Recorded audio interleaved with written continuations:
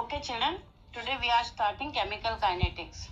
Chemical kinetics is the science which deals with the measurement of speed of a reaction, or we call the rate of a reaction, factors which influence the rate of a chemical reaction, and the mechanism of the reaction. Mechanism is the path how the reaction occurs.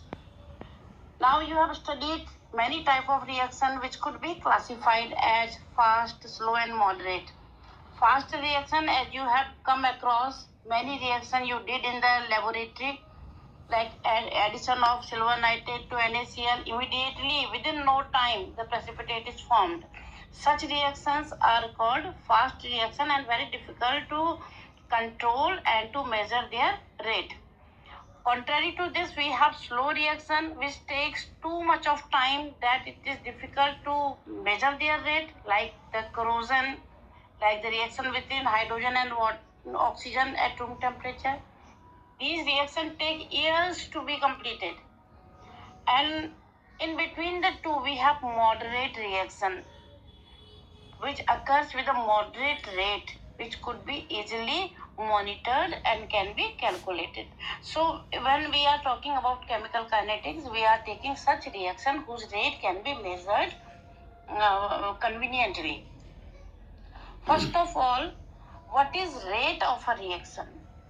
Rate is concerned with the speed, means how much reaction is occurring in a time. So rate of a reaction can be expressed either in the terms of disappearance of the reactant which is being consumed, or the appearance of the product which is being formed in the reaction.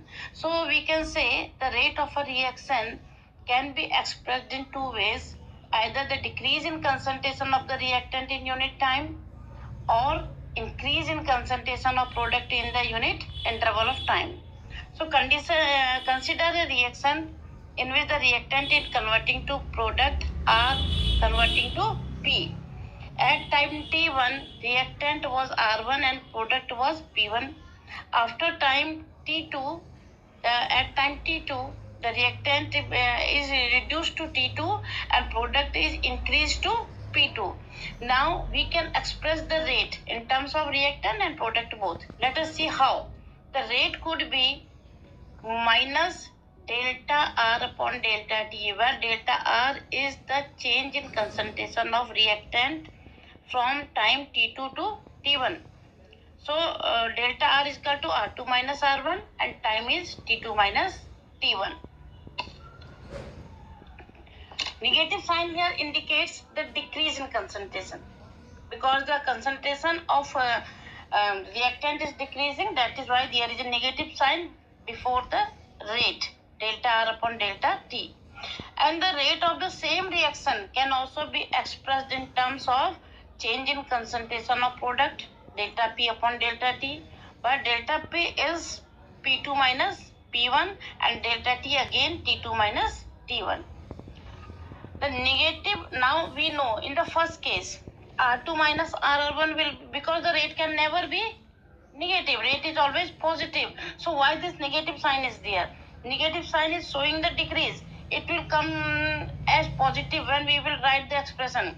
R2 minus R1 will be negative because R2 is less than R1, and negative multiplied by negative will be positive. It's clear? So rate will always be positive, but the expression, when we are expressing the rate in terms of change in concentration of reactant, then the negative sign has to be put.